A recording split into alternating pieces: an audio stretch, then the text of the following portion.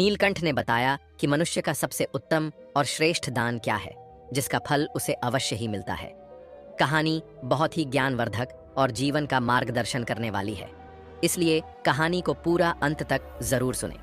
नमस्कार प्यारे साथियों, स्टोरियन सफर यूट्यूब चैनल में आपका दिल से स्वागत है। दोस्तों, प्राचीन समय की बात है। धर्मपुर नामक एक सुंदर नगर था, जो एक नदी के किनारे बसा हुआ था। उसी नदी के पास एक वटवृक्ष पर एक नीलकंठ अपनी पत्नी के साथ रहता था। एक दिन की बात है, नीलकंठ और उसकी पत्नी भोजन कर रहे थे। तभी नीलकंठ की पत्नी की नज़र एक बुजुर्ग किसान पर पड़ती है, जो एक पेड़ के नीचे बैठकर भोजन करने जा रहा था। तभी वहां एक भूखा भिखारी आता है और उस बूढ़े किसान से भीख मांगने लगता है।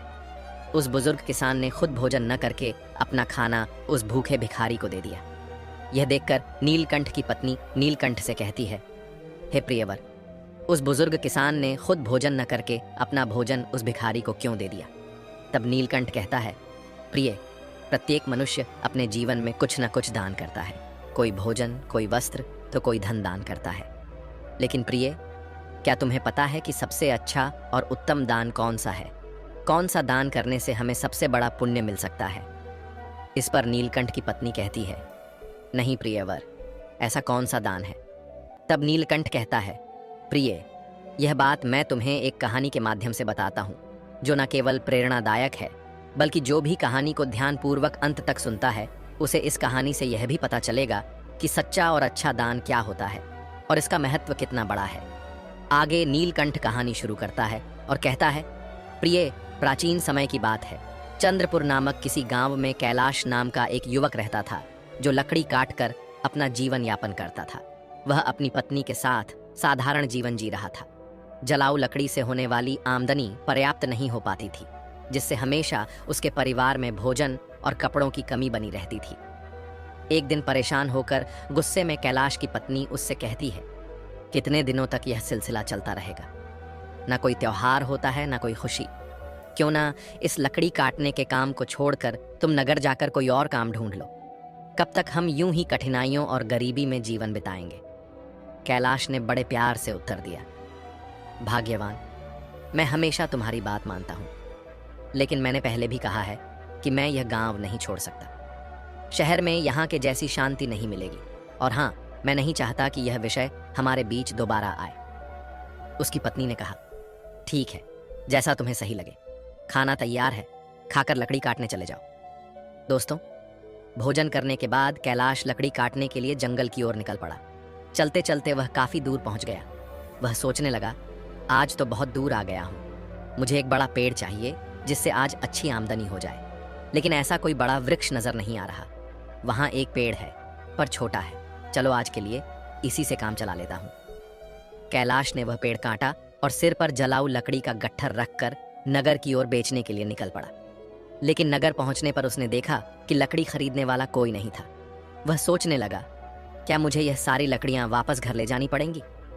तभी रास्ते में एक पंडित ने उसे आवाज लगाई, सुनो लकड़ी बेचने वाले, इधर आओ, ये लकड़ियां कितने की हैं? कैलाश ने कहा, पंडित जी, आपको सारी लकड़ियां चाहिए या आधी? अगर सारी चाहिए तो कम दाम में दे दूंगा। पंडित ने कहा, मुझे सारी लकड़ियां चाहिए, लेकिन तुम्हारे बताए गए दाम पर नहीं, मैं सिर्फ अपने दाम पर ले सकता हूं। कैलाश ने थकान भरे स्वर में कहा, अरे तो फिर यह लकड़ियां बहुत सस्ती हो जाएंगी, लेकिन चलिए दे दीजिए, वैसे भी मैं थक चुका हूं। पंडित ने 60 रुपए देते हुए कहा, यह लो, और लकड़ियां यहां रख दो। वैसे तुम भूखे लग रहे हो, क्या कुछ खाना खाओगे? सब तैयार है, खाना खाकर ही जाना। कैलाश ने कहा, मुझे भूख तो बहुत लगी है, लेकिन अगर मैं खाऊंगा तो आपके लिए खाना नहीं बचेगा। रहने दीजिए, मैं घर जाकर खा लूंगा। पंडित मुस्कुराते हुए बोले, चिंता मत करो, यहाँ इतना खाना है कि 20 लोग और खा सकते हैं। जब भी भूख लगे यहाँ आया करो। कैलाश ने पूछा, क्या आप हमेशा ही सबको ऐसे खाना खिलाते हैं? पंडित ने उत्तर दिया, जब तक परमात्मा ने मुझ पर कृपा बना रखी है, मैं यह करता रहूंगा, यह सब उनकी मर्जी है। कैलाश ने कहा, ठीक है, तो मैं आज खाना यहीं पर खाऊंगा। उस दिन कैलाश ने उस पंडित के घर भर पेट भोजन किया और धन्यवाद देते हुए बोला, पंडित जी, आप बहुत ही दयालु और नेक दिल इंसान हैं। ऐसा अच्छा काम करने में मैं आपकी मदद करना चाहता हूँ। अब से मैं लकड़ियाँ 60 रुपए में ही दिया करूँगा। पंडित ने कहा, बेटा सकुशल घर जाना। कैलाश ने काटी हुई सारी लकड़ियां पंडित को 60 रुपए में दे दी और घर की ओर निकल गया। घर पहुंचते ही उसकी पत्नी ने पूछा, इतनी देर क्यों हो गई? क्या आज लकड़ियों का अच्छा सौदा मिल गया? लाओ पैसे। कैलाश ने उत्तर दिया, देखो, सौदा अच्छा तो नहीं था, आज केवल 60 रुपए ही मिले हैं, ये लो। उसकी पत्नी ने आश्चर्य से पूछा, क्या सच में तुम मुझे केवल 60 रुपए दे रहे हो? मैंने सोचा था कि आज शायद 2 गुना कमा कर लाओगे, लेकिन तुमने तो आधे ही दिए हैं। इतनी देर तक तुम कहाँ थे, क्या कर रहे थे? तब कैलाश ने कहा, मैं लकड़ियां बेचने गया था, लेकिन खरीदने वाला कोई नहीं मिला। फिर पास के नगर में धर्मपाल पंडित नामक एक विद्वान के घर चला गया। उनके यहाँ जो भी जाता है वे उसे प्यार से भोजन कराते हैं। ऐसे लोगों के लिए हमें कुछ करना चाहिए। उसकी पत्नी ने पूछा, हमेशा खाना खिलाते हैं? फिर तो वे बहुत अमीर होंगे, नहीं तो इतने लोगों को खाना कैसे खिलाते हैं और तुमने उनकी मदद कैसे की? कैलाश ने कहा, वे उतने अमीर नहीं हैं जितना तुम सोच रही हो। वे एक अच्छी भावना रखते हैं और उस नगर के मंदिर के पुजारी हैं। वे अपनी मेहनत की कमाई से ही सबको खिलाते हैं। मैंने उनकी मदद के लिए कहा कि मैं उनके लिए हमेशा लकड़ियां 60 रुपए में ही काट कर दे दिया करूंगा। उसकी पत्नी ने कहा, क्या इतना काफी है? अगर तुम 2 गट्ठर लकड़ी नहीं काट सकते तो हर दिन 60 रुपए में घर कैसे चलेगा? मुझे बताओ। कैलाश ने उत्तर दिया, मैं अपनी हर कोशिश करूंगा और जो भगवान की इच्छा होगी वह होगा। आज मैंने उनके घर खाना खाया है, एक दिन तुम्हें भी वहां ले चलूंगा। इसके बाद कैलाश ने हर दिन जलाऊ लकड़ी काटी और अपने वादे के मुताबिक पंडित को सिर्फ 60 रुपए में ही बेचा। एक दिन पंडित भोजन करने बैठे ही थे कि बाहर से आवाज आई, पंडित महाराज, लकड़ी लेकर आया हूँ, यहाँ आकर लकड़ियाँ ले लीजिए ताकि मैं जा सकूं। पंडित ने बाहर आकर कहा, कैलाश, मैं तुम्हें 60 रुपए नहीं दे सकता, तुम अपनी लकड़ियाँ वापस ले जाओ। कैलाश ने कहा, पैसे कल दे देना, लेकिन लकड़ियाँ यहीं छोड़ूंगा, मुझे बहुत भूख लगी है। क्या आप मुझे भोजन दे सकते हैं? वैसे भी आप सबको खिलाते हैं। पंडित ने मुस्कुराते हुए कहा, क्यों नहीं कैलाश, पहले अपने हाथ पैर धो लो, तब तक मैं भोजन की व्यवस्था करता हूँ। पंडित ने घर के अंदर जाकर अपनी पत्नी से यह बात कही। उसकी पत्नी बोली, आपने ऐसा वादा क्यों किया? हमारे घर में खाने के लिए कुछ भी नहीं बचा है, सिवाय उस भोजन के जो मैंने अभी आपको परोसा है। पंडित की पत्नी बोली, इस समय हम कैलाश को कैसे खिलाएंगे? सारा खाना खत्म हो चुका है, क्या आपको यह नहीं पता? पंडित बोले, अरे इसमें कौन सी बड़ी बात हो गई? तुमने जो खाना परोसा है वह कैलाश के लिए पर्याप्त है। मैं सोच रहा हूं कि आज उपवास कर लूं। पंडित की पत्नी बोली, मुझे बताओ, तुम ऐसा कितनी बार करोगे? जब हमारे पास खुद के लिए भी पर्याप्त नहीं है तो दूसरों के लिए इतना सब क्यों करते हो? यह सब कहां से आएगा? पंडित बोले, ईश्वर सब कुछ देते हैं, पहले कैलाश को भोजन परोस दो। मित्रों, पंडित ऐसे ही लोगों को भोजन कराते थे, भले ही उनके पास स्वयं के लिए भी कुछ ना हो। एक दिन कैलाश लकड़ी काटने जंगल गया। उसने सोचा, जंगल के किनारे के सारे सूखे पेड़ तो मैं पहले ही काट चुका हूं, अब जो बचे हैं वे सब हरे पेड़ हैं। जंगल के अंदर जाना थोड़ा मुश्किल लग रहा है, मैं इससे पहले कभी इतना अंदर नहीं गया। यहाँ जंगली जानवर भी हो सकते हैं, अगर मुझे कुछ हो गया तो क्या होगा? यह सोचकर वह जंगल के भीतर डरते डरते चला गया। वह काफी दूर निकल गया, लेकिन कोई उपयुक्त पेड़ नहीं मिला। अचानक उसे एक बड़ा पेड़ दिखा। उसने सोचा, यह शाखा तो काफी मजबूत है, इसे काटूं तो 3 गट्ठर लकड़ी बन जाएंगे। पहले ही बहुत देर हो चुकी है।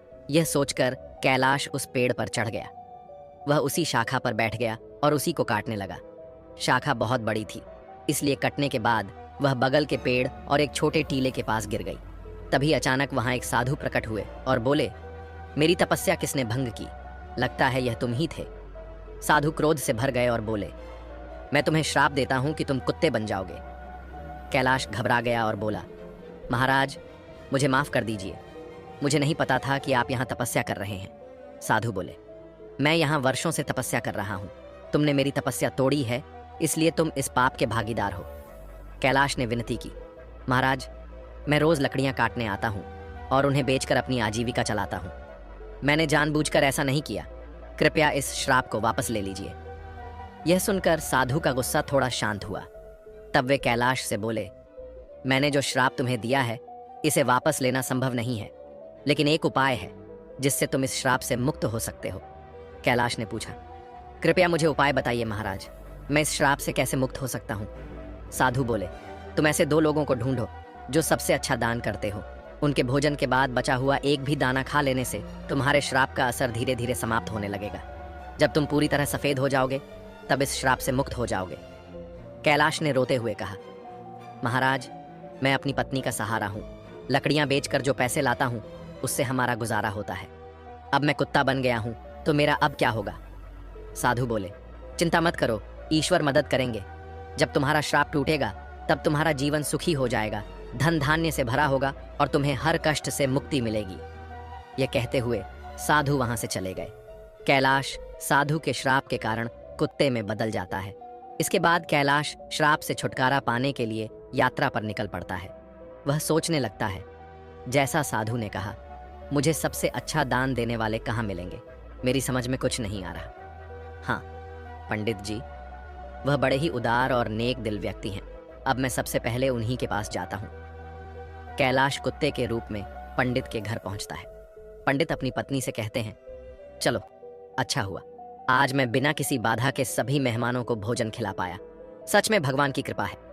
पंडित के भोजन कर लेने के बाद उनकी पत्नी ने बचे हुए भोजन को बाहर फेंक दिया। कैलाश कुत्ते के रूप में वहां पहुंचा और पंडित के बचे हुए भोजन को खा लिया। खाना खाते ही उसका आधा शरीर सफेद हो गया। कैलाश खुशी से कहता है, मुझे पता था कि पंडित जी बहुत ही दयालु व्यक्ति हैं। मुझे आधे श्राप से मुक्ति मिल गई, लेकिन पूरी तरह मुक्त होने के लिए मुझे किसी और को ढूंढना होगा। ये सोचते हुए कैलाश आगे बढ़ता है। वह कहता है, अगर मैं इस श्राप से मुक्त हो गया तो मैं सुख, समृद्धि और शांति के साथ जीवन जीऊंगा। इतना कहकर कैलाश दूसरे व्यक्ति की तलाश में निकल पड़ता है। एक दिन वह मोहन नाम के एक युवक को हल जोतते हुए देखता है। कैलाश कुत्ते के रूप में उसके घर के सामने बैठ जाता है। तभी रामू नाम का एक व्यक्ति वहां से गाय लेकर जाता है। वह कहता है, मोहन बहुत ही नेक इंसान है। वह सिर्फ मुझे ही नहीं, कई और लोगों को भी गाय दान कर रहा है। ऐसे व्यक्ति को आशीर्वाद मिलना चाहिए। कैलाश यह सुनकर सोचता है, वाह, आज मुझे श्राप से मुक्ति मिल जाएगी। मोहन भी पंडित जी के जैसे ही दयालु होंगे। अब देखता हूं वह कब भोजन करते हैं। कैलाश वहां बहुत देर तक इंतजार करता है।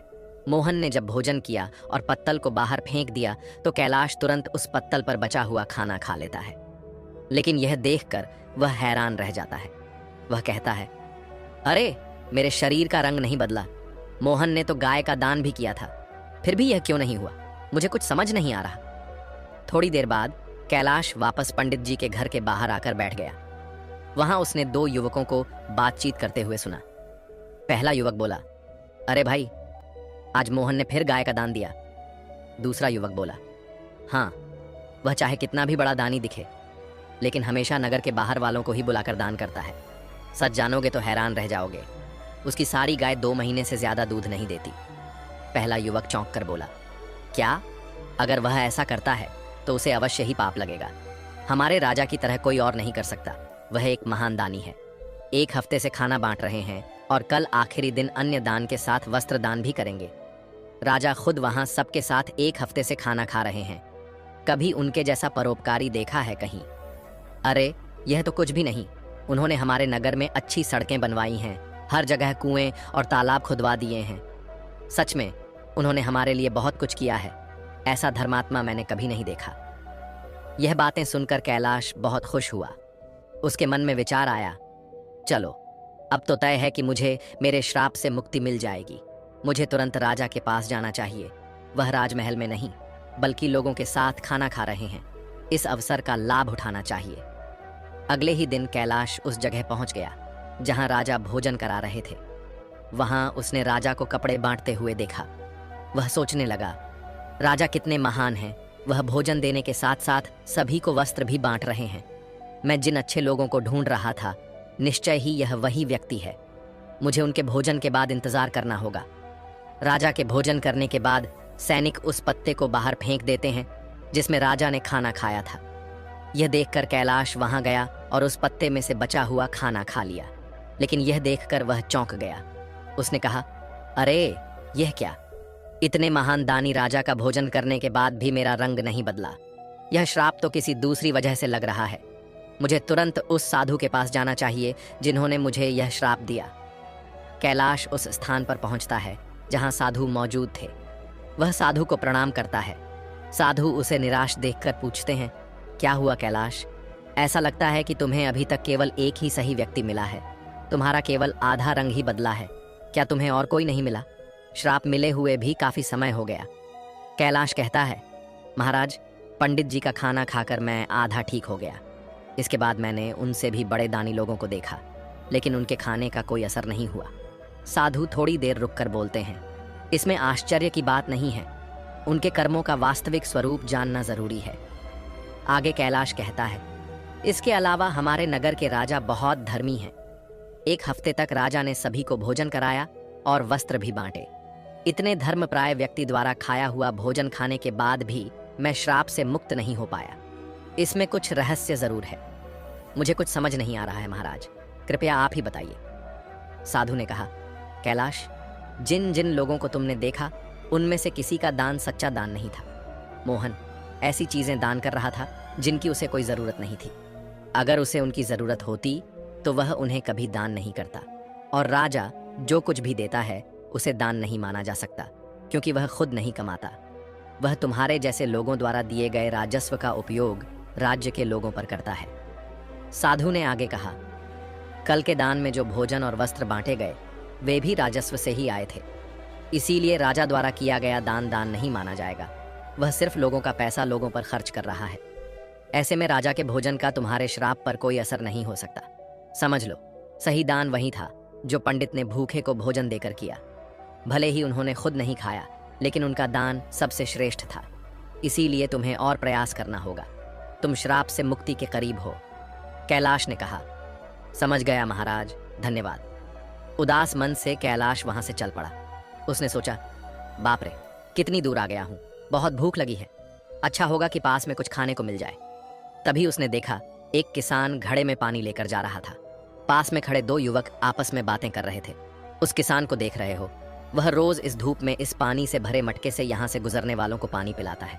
वह बूढ़ा आदमी 80 साल से अधिक का लगता है, पर फिर भी उसका काम काबिले तारीफ है। थोड़ी देर में किसान ने खाना निकाला और खाने लगा। कुत्ते के रूप में भूखे कैलाश को देखकर किसान ने अपने भोजन में से कुछ लिया और उसे दे दिया। जैसे ही कैलाश ने वह भोजन खाया, उसका श्राप समाप्त हो गया और वह वापस इंसान बन गया। उसने किसान को धन्यवाद दिया और खुशी खुशी वापस लौट आया। उसने सोचा, सचमुच दान कभी छोटा या बड़ा नहीं होता। भूख मिटाने वाले पंडित और प्यास बुझाने वाले इस किसान जैसा होना ही सच्चा दान है। सबसे अच्छा दान वही है जो निस्वार्थ भाव से दूसरों की मदद के लिए किया जाए। चलते चलते कैलाश अपनी पत्नी के पास अपने घर पहुंच गया और खुशी से रहने लगा। उधर पंडित ने इतना दान कर दिया था कि उसकी आर्थिक स्थिति खराब हो चुकी थी। जब उसकी पत्नी ने उससे कहा, पास के नगर में एक राजा रहते हैं जो पुण्य को खरीद लेते हैं, आप उनके पास जाकर अपना कुछ पुण्य बेचकर पैसे ले आइए ताकि हमारा काम चल सके। पंडित ने पहले तो मना कर दिया, लेकिन पत्नी के बार बार कहने पर वह जाने को तैयार हो गया। उसकी पत्नी ने उसके खाने के लिए 4 रोटियां बनाकर दी। पंडित अपने घर से चल पड़ा। जब वह नगर के समीप पहुंचा तो उसने एक तालाब देखा। वहां स्नान आदि कर्मों से निवृत्त होकर वह रोटियां खाने के लिए बैठा ही था कि एक कुतिया उसके सामने आ गई। कुतिया ने जंगल में बच्चों को जन्म दिया था। 3 दिन से कुतिया और उसके बच्चे भूखे थे। भारी बारिश के कारण वह बच्चों को छोड़कर कहीं जा भी नहीं सकती थी। पंडित ने कुतिया को भूखा देखा तो अपने भोजन में से एक रोटी उसे दे दी। कुतिया ने रोटी खा ली, फिर उसने दूसरी रोटी दी, जिसे कुतिया ने खा लिया। इस तरह पंडित ने एक एक करके अपनी 4 रोटियां कुतिया को खिला दी। कुतिया तृप्त हो गई, लेकिन पंडित खुद भूखा रह गया और वहां से राजा के महल को चल पड़ा। पंडित राजा के पास पहुंचा और कहा, मैं अपना पुण्य बेचना चाहता हूं। राजा ने कहा, आप दोपहर के बाद आइए। राजा ने अपनी पत्नी से पूछा, एक पंडित विद्वान यहाँ आया है जो अपना पुण्य बेचना चाहता है। तुम्हारे अनुसार उसके पुण्य में से कौन सा पुण्य सबसे बड़ा है जिसे मैं खरीदूं? पत्नी ने कहा, जो आज उसने जंगल में 3 बच्चों वाली कुतिया को रोटी खिलाकर कमाया है, वही पुण्य अच्छा है। पत्नी की यह बात सुनकर राजा पंडित के पास गया और बोला, आप कौन सा पुण्य मुझे देंगे? पंडित बोला, आप कौन सा पुण्य लेना चाहते हैं? राजा ने कहा, आज आपने जो यज्ञ किया है हम उसी का पुण्य लेना चाहेंगे। पंडित ने कहा, मैंने आज कोई यज्ञ नहीं किया, मेरे पास इतना धन ही नहीं है कि यज्ञ कर सकूं। राजा ने उत्तर दिया, आपने आज तालाब किनारे एक भूखी कुतिया को 4 रोटियां खिलाई हैं, हम वही पुण्य खरीदना चाहते हैं। पंडित ने पूछा, उस समय तो वहां कोई नहीं था, आपको कैसे पता चला? राजा ने कहा, मेरी पत्नी पतिव्रता है, उसी ने मुझे यह सब बातें बताई हैं। पंडित ने कहा, बहुत अच्छा, ले लीजिए, लेकिन इसका मूल्य क्या देंगे? राजा ने कहा, आपकी रोटियों जितने वजन की थीं, मैं उतने ही वजन के हीरे मोती तौल कर दूंगा। पंडित ने सहमति दे दी। राजा ने अंदाज से उतने ही वजन की 4 रोटियां बनवाई। राजा ने रोटियों के वजन की बराबरी के लिए तराजू में हीरे और मोती रखवा दिए, लेकिन जितने भी रत्न रखे गए, रोटी वाला पलड़ा ऊपर नहीं उठा। राजा ने कहा, और रत्न लेकर आओ। जब पंडित ने अपने पुण्य का ऐसा प्रभाव देखा तो उसकी आंखें खुल गईं। उसने कहा, राजा जी, मैं अभी यह पुण्य नहीं बेचूंगा। राजा बोला, जैसी आपकी इच्छा। पंडित वहां से चला गया और अपने घर की ओर लौटने लगा। लौटते समय वह उसी तालाब के पास पहुंचा जहां उसने कुतिया को रोटियां खिलाई थी। वहां पहुंचकर वह एक पेड़ के नीचे बैठ गया और कुछ सोचने लगा। तभी वहां एक संत आए। जब उन्होंने पंडित को चिंतित देखा तो कहने लगे, क्या बात है पुत्र, बहुत चिंतित लग रहे हो। पंडित ने महात्मा को प्रणाम किया और सारी बात बताई। इस पर महात्मा बोले, पुत्र, तुमने उचित किया। पुण्य का सौदा नहीं किया जाता, वह तो स्वयं फलदायी होता है। जो मनुष्य जैसा कर्म करेगा, समय आने पर उसका वैसा ही फल उसे मिलेगा। महात्मा की बात सुनकर पंडित को शांति मिली और वह महात्मा से विदा लेकर अपने घर को जाने लगा। तब महात्मा ने पंडित को एक पोटली देते हुए कहा, पुत्र, इसे लेते जाओ, इसमें कुछ मेवे हैं। रात्रि के भोजन उपरांत इनका सेवन करना, तुम्हारा कल्याण होगा। पंडित ने पोटली ली और महात्मा को धन्यवाद देकर अपने घर लौट आया। घर पहुंचकर पंडित ने भोजन किया और टहलने के लिए घर के बाहर चला गया। जब पंडित की पत्नी की नजर मेज पर रखी पोटली पर पड़ी तो उसके मन में पोटली खोलने की उत्सुकता होने लगी। उसने मेज से पोटली उठाई और उसे खोलकर देखने लगी। जब उसने पोटली खोली तो उसके आश्चर्य का ठिकाना नहीं था।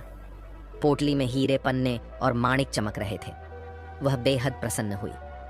थोड़ी देर बाद जब पंडित वापस आया तो उसकी पत्नी ने पूछा, इतने सारे हीरे पन्ने कहाँ से ले आए? पंडित ने कहा, क्यों मजाक कर रही हो? सूखे मेवे तुम्हें हीरे मोती लग रहे हैं। पत्नी बोली, मजाक नहीं कर रही, मैंने खुद पोटली खोलकर देखी है, उसमें तो ढेर के ढेर बेशकीमती हीरे पन्ने भरे पड़े हैं। पंडित बोला, मुझे लाकर दिखाओ। पत्नी ने पोटली को उसके सामने रख दिया। पंडित उन्हें देखकर चकित रह गया।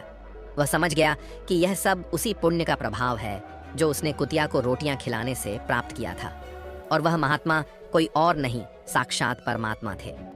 फिर उसने अपनी यात्रा का सारा वृतांत अपनी पत्नी को सुनाया। उसने बताया कि किस प्रकार राजसी और तामसी दान का फल सीमित होता है। एक भूखी कुतिया और उसके बच्चों को रोटियां देने के कारण यह चमत्कार हुआ। यह सब भगवान की कृपा और दया का ही परिणाम है। आगे पंडित ने अपनी पत्नी से कहा, यह भगवान का संदेश है कि जरूरतमंद की मदद करना सबसे बड़ा पुण्य है। जो व्यक्ति दुखियों और अभावग्रस्त लोगों की सहायता करता है, उसे ईश्वर अनंत गुणा फल प्रदान करते हैं। दोस्तों, आज के समय समाज में कई लोग दान सिर्फ अपने मान सम्मान और प्रतिष्ठा के लिए करते हैं। दिखावे के दान से ना तो सच्चा पुण्य मिलता है और ना ही इसका कोई दीर्घकालिक प्रभाव होता है। दिखावे का दान कभी कभी व्यक्ति को अहंकार की ओर ले जाता है। दान हमेशा निस्वार्थ भाव से होना चाहिए। जैसे इस कहानी में पंडित ने अपनी भूख की परवाह किए बिना कुतिया और उसके बच्चों को 4 रोटियां दी। उसने सोचा भी नहीं था कि उसका यह छोटा सा त्याग इतना बड़ा फल देगा। मित्रों, इसी तरह यह कथा हमें यह भी बताती है कि जरूरतमंद की सहायता करने का असली अवसर वही होता है जब वह वास्तव में संकट में हो। आपदा के समय दिया गया थोड़ा सा सहयोग भी अनमोल हो सकता है। यह न केवल जरूरतमंद व्यक्ति के जीवन को बदलता है, बल्कि देने वाले के जीवन में भी सकारात्मक परिवर्तन लाता है। जब कोई व्यक्ति त्याग की भावना से प्रेरित होकर दान करता है, तो उसके अंदर से माया के मोह का अंत हो जाता है। यह त्याग मनुष्य को अहंकार से मुक्त करता है और उसे ईश्वर के समीप ले जाता है। साथियों, इस कहानी का यही संदेश है कि सच्चा पुण्य त्याग और निस्वार्थ सेवा में है। निस्वार्थ भाव से किया गया दान ही सच्चा और उत्तम दान है। हर मनुष्य को यह प्रयास करना चाहिए कि वह अपनी क्षमता के अनुसार दान पुण्य और जरूरतमंदों की मदद करें। जरूरतमंद की सेवा करना ही सच्चा धर्म है। जैसे पंछी के पानी पीने से नदी का पानी कम नहीं होता, ठीक उसी प्रकार सामर्थ्य अनुसार दान करने से धन खत्म नहीं होता। दोस्तों, कहानी अच्छी लगी हो तो वीडियो को लाइक करके स्टोरियन सफर चैनल को सब्सक्राइब कर लेना और साथ में बेल आइकन भी दबा देना। मिलता हूं आपको एक और नई वीडियो के साथ। धन्यवाद। नमो बुद्ध।